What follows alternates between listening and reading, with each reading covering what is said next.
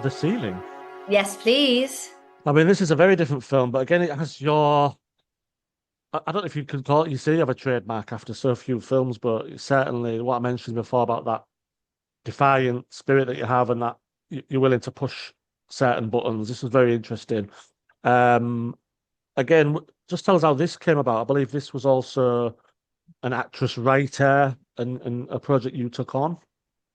Yeah, so after Augusta made the track, a writer also called Louisa, just to confuse, just Yes. to really confuse things. Another writer called Louisa approached Augusta and Kat White. So Kat runs Cusini Productions and Augusta runs Track Films, and they made the track together. And then Louisa brought a script to them. Yes. They loved her script. Then they were trying to find a director. Kat and Augusta were happy with what I did with the track, and then brought this new script to me, The Ceiling. Mm. And I read it and I just loved it. And there was a lot going on in the news and the zeitgeist at the time about consent. And it's always an area that I found really interesting discussing. And I really, really loved the script. I thought it was incredibly straightforward, very clear to me what was trying to be said. It also, I was like, we can shoot this quite easily, and it's going to have like a real impact. And it was a theme, a topic, a subject that I felt like I would be proud to have discussed as a filmmaker. And I felt comfortable that I could put my spin on it and make something really, really important, actually. Um, the ceiling's an interesting one because it didn't have the most amazing festival run. We're so thrilled to be with you. Um, as you know, it's got quite a intense sexual assault in it, Yeah. which I think kind of harmed its festival run because it can be quite hard to program a film like that because trigger warnings, you never know who's going to have experienced what in your audience. So Mm. sometimes it's best just not to program that kind of thing at like a live audience event because you don't want to upset anyone. However, it recently got picked up by director's notes and put online, and it's got over 1 million views in the space of like a couple of weeks. It completely blew when we released it. And I find that so fascinating how a film can maybe like not have the best festival run, but when you release it, it really finds its people like in the world. Yeah. Do you Yeah. think there's something in that the festival that people have to make decisions and they have to not censor, but they have to filter. Whereas you chuck it online, people can go see it and they don't have to worry about can I get into this festival? Has it been? Do you think that played a part Exactly. in that? It must have. Oh, I think that, and by the way, this is not me shaming festivals for not including it. No, of course not. Because if I was a festival director, I'd be nervous. I'd be nervous to like have a block of 5 short films and have quite a, quite a traumatic scene happen in one of them, and you risk people walking out, you risk people going, I wasn't warned about this, like where was the trigger warning? A lot of people like to keep their festivals quite light. So we were quite disheartened, I think, about our festival run. And then we released it a couple of weeks ago, and it's done better than like most of my films, honestly. It's had the most Yeah. amazing life. And like the messages that we're getting and like the letterbox reviews and the comments going, I went through this. Thank you. I thought I was the only one in the world. Thank you for speaking about it like this. So it's been a really wonderful few weeks for the ceiling. I'm really proud. Oh wow. Yeah. Yeah, and I know you're not backed in festivals, but I think that people don't want graphic or trigger in their establishments. It's really hard to talk Yeah. about. Is part of the problem as well that you're kind of depicting. So Yeah. but yeah, I mean, you've reminded me. I need to because the screenings now our screenings are now published, and we're going to start not selling tickets. It's free, but I need to put a trigger warning on this one. And there's a couple of others in the festival. I'll be honest with you. We get a lot of, you know what, female filmmakers are very brave, and they depict short films of some of these things that you've had to go through, sadly. But there's a lot of like stuff like this here. We've had a film a few years ago by Anne Torrens, a French filmmaker. She made a film very similar to this, a one night stand. The man, I wouldn't say gets the wrong idea. I'm not going to say that. I'm going to say he took it too far, and people didn't respond to it in a like the jury were like, "Oh, it's a bit too dark. It's a bit." And I was just sat there, Yeah. sort of, I was furious because I thought it was amazing. And the director's, she's back with a film called Munchkin in this festival, by the way. But yeah, I mean, there's a lot in this lineup that Sister Wives is competing with about miscarriage and you know all sorts. But these stories, they need to be told. Well, I'm so glad that you see it that way, and that you guys are brave enough, I guess, to go there because these films are important, not just mine. Like I've seen the other films that are playing. I've read the log lines, the synopses, and it's important. And it's so much nicer to like teach somebody something through a film rather than just lecturing somebody over a coffee, you know. It's like I said at the very beginning when you were like, you know, why do you want to be a filmmaker or what do you love about filmmaking? And to me, it's changing people's minds, it's changing people's hearts, and I think you can do so much and change so much and say so much through a film in a slightly kind of you have that distance from it. But Mm. I'm glad that you're not censoring us anyway. I mean, as a white man, maybe it's a little bit easier for me to say that about a Yeah. festival about women and their stories. But yeah, I mean, when people say why do you go to the cinema, we always say to escape. Well, yeah, I do that, but I also go because I want to think differently, and that's Yeah. probably half of it, isn't it? I Because want to be challenged. yeah, exactly, challenge. That's what Yeah. I'm. Yeah, I don't always want to escape, or an escape doesn't mean going to a better place. Sometimes it just means getting away from me for a bit and going to see someone else's pain. Yeah, There's something exactly. cathartic about it. I know that's weird, but cinema is that's why it's so amazing. But yeah, I'm gonna stop before I get Last myself in night, trouble. last night I watched that new Sally Hawkins film, Bring Her Back, All right, okay. and I was it's quite horrifying. Well, it's a horror, Yeah. and some crazy shit goes down. And I thought when I went to bed last night, I thought I think I'm doing all right actually. I'm not, you know, eating a dead body out of a freezer. No, So not yet. Not things yet. exactly. I am quite hungry, and it is quite hot. But It I is think really hot. things could be worse. Yeah. Um, so yeah, the ceiling. What did you think of the script when you? I mean, you've already touched on it, but what did you think of the script? And did were you already thinking, I know how I'm going to make this? I I loved the script when it came through. I found it very heartbreaking. I also you go on such a journey with the ceiling because at the beginning you see that they actually do have quite a nice um connection. Like they You do? actually Yeah. have Mm. genuine chemistry, which makes it very confusing and complicated to then see what happens. Because at the beginning you're like, this is cute, this is sexy, this is flirty, these guys are gonna hang out. And then Mhm. obviously it kind of goes in another direction.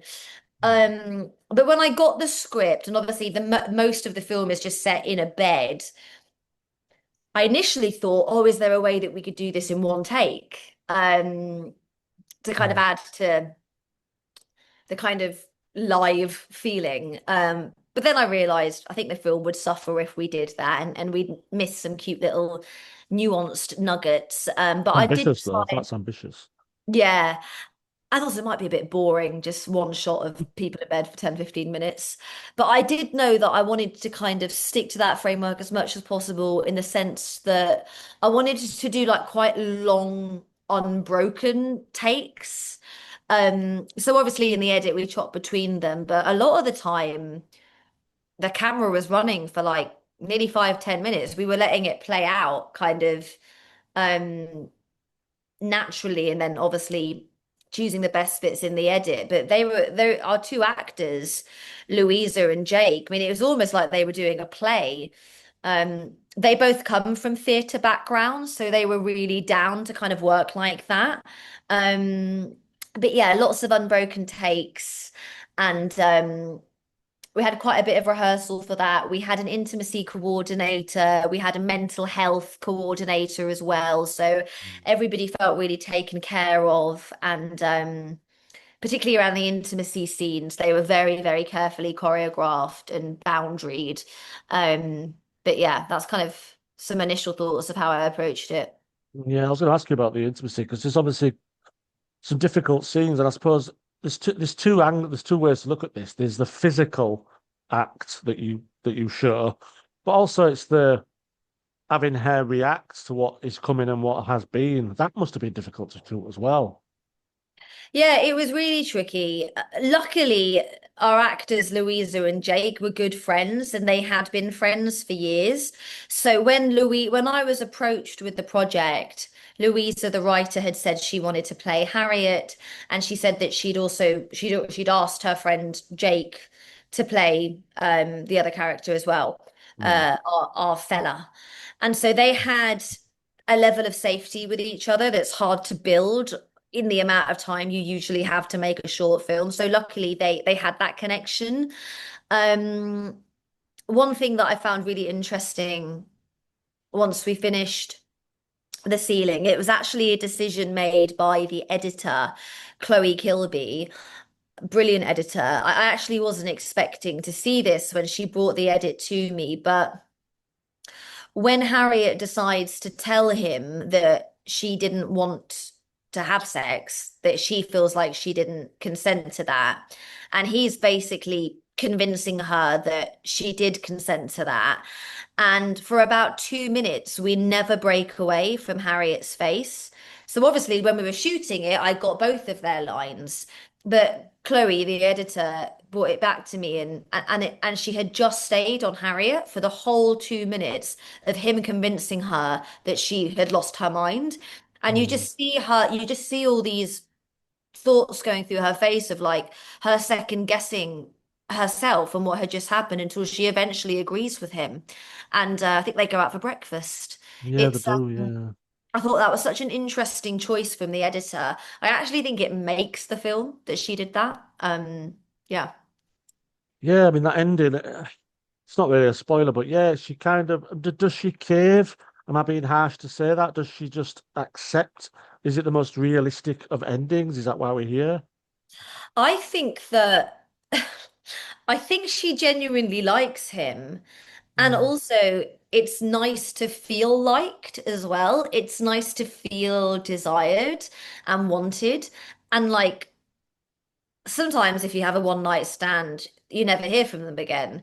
But he's like, should we go for breakfast? I know this really lovely place around the corner. So part of her's probably thinking, oh, okay, well, that was a bit of a weird morning, but he wants to see me again. Like we had a nice time Mm. last night. We had a good dinner last night or drinks or whatever. So I think part of her's like, she liked him. And also sometimes you want to be the cool girl. You don't want to be seen as like this dramatic girl. So you just kind of nod and go along with things that maybe you shouldn't. I also personally think that Harriet's in shock. I don't know whether she knows it yet, but I actually think that she is in a state of shock for the whole ending of the film. Um, and yeah. Yes, yeah, I know what you mean. I wouldn't say she was brainwashed or anything like that, but it just feels like because she is for a good chunk of that film, she is she's in shock through the actual event before it happens and after. But yeah, but the dynamics there's another film that I watched at the festival where it's a similar sort of thing with talking about assault and hearing it from a male perspective and a female one. And from as a man watching, there's a moment where he says, "Well, we did it last night."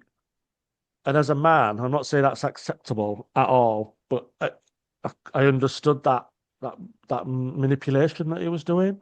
It made me Yeah. feel very uncomfortable, which for you as a filmmaker, that you've succeeded. But that dynamic shift, there's almost like the bartering with each other to what's morally right. We know already what's right or wrong, don't we? But Yeah, but also this is mm, definitely something that's probably wrong in the culture. Like he genuinely thinks because they had sex last night that it's a no-brainer that they would have sex again the next day. I think this is a cultural issue that no is no, yes is yes, and you can stop this and say no whenever you want. But he has an assumption that's completely wrong. Um, but the most important thing is she says no multiple times and he doesn't listen. Um, so yeah, it's a sad, dark situation for sure. And I think she kind of goes into survival mode. Um, Yeah, but also like you can see her conflict because she's like, I like him. We had this really nice night last night, and now he wants to take me out for breakfast. 12 hours ago, I was like, oh my God, I can't wait to see him again. I hope this doesn't end. yeah, Then they have this weird morning, and then she's like, ugh. You can see how she's like yeah. weighing up, you And she know? even apologizes at one point, doesn't she? But I think not for, I think just for bringing it up rather than it happening. But she Yeah. apologizes, and you think, oh, but even when she comes back in, he looks quite remorseful. So it's a real weird.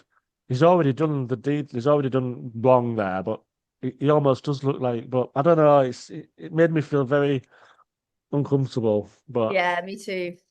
yeah. Just a last question on the series, I suppose, is because of its subject, and you mentioned the festival, but what sort of reactions have you got from audiences? You mentioned a couple already. Has it been overwhelmingly positive? Yeah, it's been really positive. It's been quite emotional actually, as I say, Mm. because it we went from what felt like a kind of year of no's and Yeah, rejection and like what felt like we'd poured our heart into this film and then nobody was able to see it because nobody would program it to suddenly hitting 1 million views in 2 weeks and getting these heart-wrenching letters of like, I feel seen, this happened to me, thank you for showing this.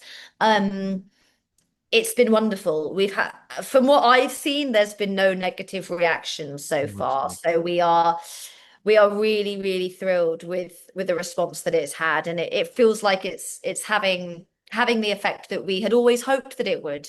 So Well, I'm it's glad it's got the views. Yeah, congratulations on that because yeah, thank you. I suppose you were disheartened at the beginning, but yeah, Yeah. wonderful.